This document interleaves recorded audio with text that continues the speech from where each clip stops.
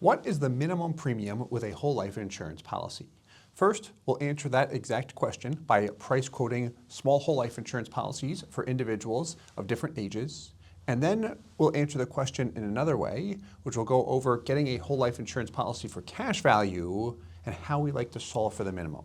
So let's start by answering the question in this way. If you asked me, what is the minimum premium for the smallest whole life insurance policy I can get?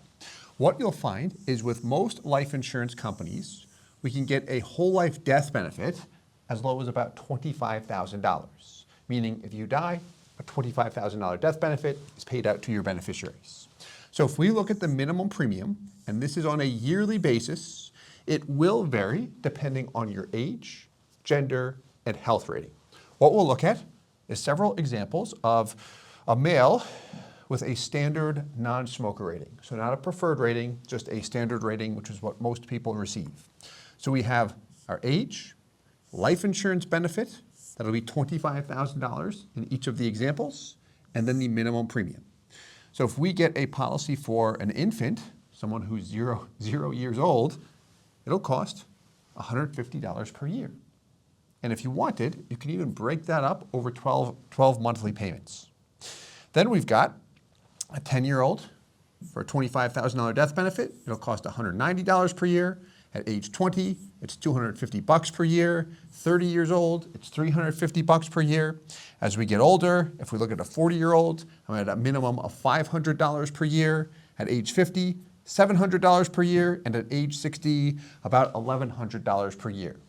But what we're doing here is just price quoting a whole life insurance policy and saying, here's the minimum premium for the lowest whole life insurance death benefit we can get. Now, paying the minimum only is generally not what we recommend, especially if you're interested in a whole life insurance policy to build cash value. Here's why. So here's an example of a policy on a 40-year-old individual, and we're looking at a $25,000 whole life insurance benefit. So what we've got here is the net death benefit on the far right. There's $25,000. And literally all we did was plug in a 40-year-old male, standard non-smoker, so that's an average health rating, solved for a $25,000 death benefit, and hit the calculate button. And it spit this out. So what it's telling us is that we have an annual premium of about $533 per year. Now, some companies will have products with a premium that's a little bit less than this. Some companies will have products with a premium that's a little bit higher than this. But generally speaking, at age 40, a $25K death benefit should cost somewhere right around $500 if we're trying to minimize it. So in this example, we literally just pay the minimum premium every year. The first cash value, you have a grand total of $17 in cash value. Not very much.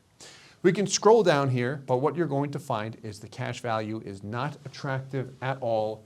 It takes a very long time to build up any real value because all we're doing is paying the minimum premium. We're not dumping anything into the cash value. But again, this is a whole life insurance policy where we're just solving for the minimum. So to answer someone's question who asks, hey, how low can I drive the base premium to if I'm 40 years old? The answer would be about $500 per year, depending on the company and product. Now, with that said, how do we take this information or knowledge that we have and apply it to a high cash value approach? Because most people we work with are interested in whole life insurance for the cash value. Because the cash value is a safe place I could put money. It's liquid, being that I can access it anytime I want. It's also tax-free if we follow IRS rules. So the thing not to do if you're interested in a high cash value life insurance policy is pay just the minimum. It's going to look like what we just saw and not build up any cash value. What we want to do is maximize the cash value. Here's how you do that. When you pay money into a whole life insurance policy, you can pay it toward two main areas. The first is what we just covered, the insurance premium. And the second is what is called your PUA, which stands for Paid Up Additions Rider. I like to call this a cash dump-in. Premium dollars will first buy you life insurance and then eventually build cash value, whereas PUA dollars show up in cash value, and they also get you some life insurance. But the reason why people add money to that PUA rider is to grow their cash value as quickly as possible. So, an item to be aware of. When we get a whole life insurance policy, if we want to add money toward PUAs, we have to pay the premium first. Almost all companies are going to require that you pay the base premium before we can add anything to that PUA rider.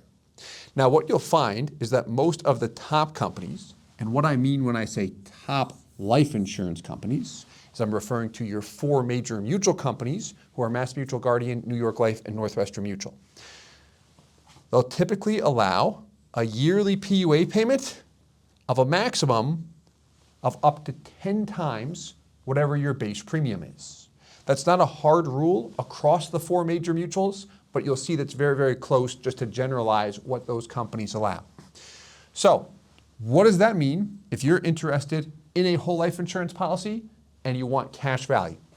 Well, if we take a policy that's designed to build cash value, let's take our 40-year-old that we talked about earlier, who had a minimum yearly premium of about $500.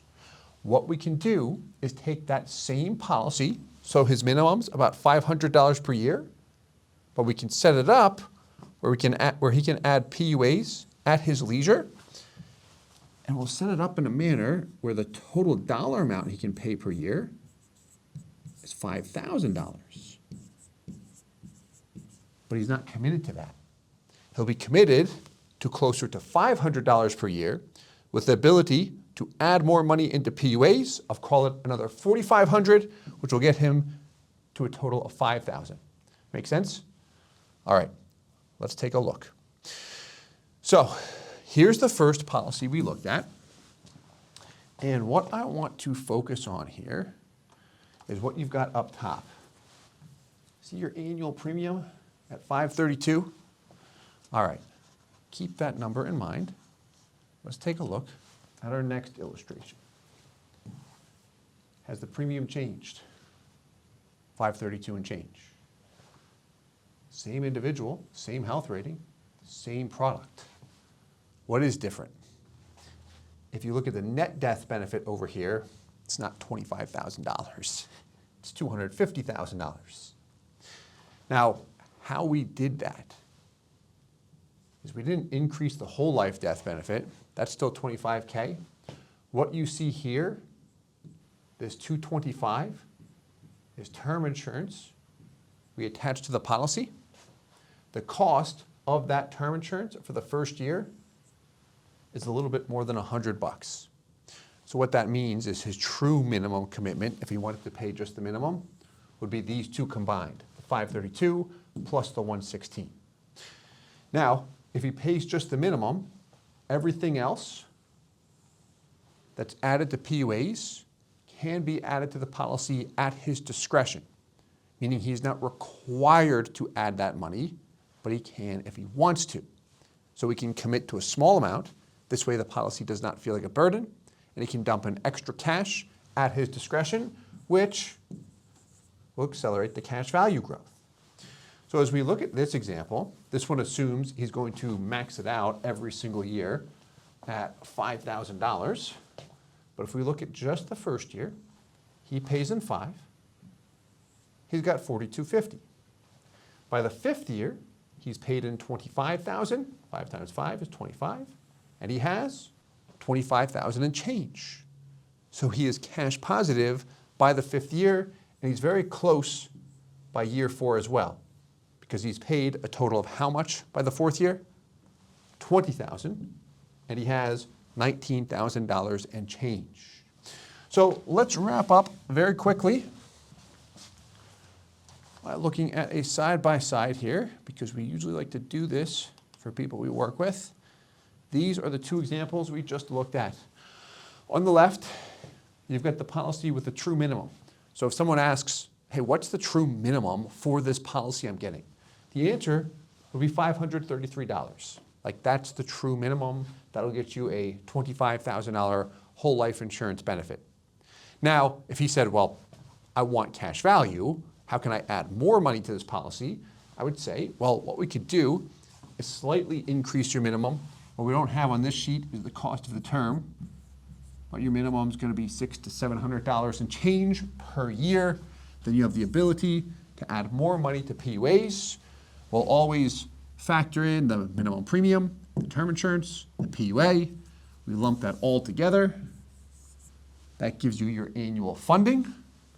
So this does include the term cost in this illustration, and that's really what's going to build your cash value over time.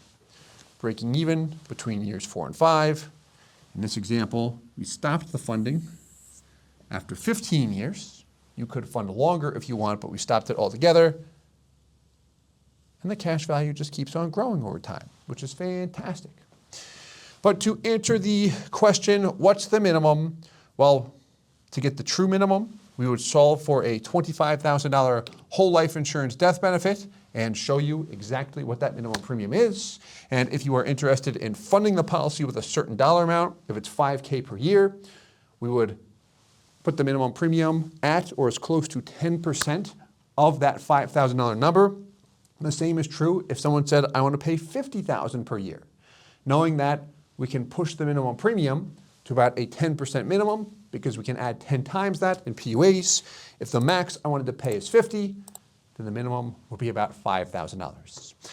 I hope this video was helpful. If you have any questions at all, please feel free to leave a comment below. You can also DM me if you'd like.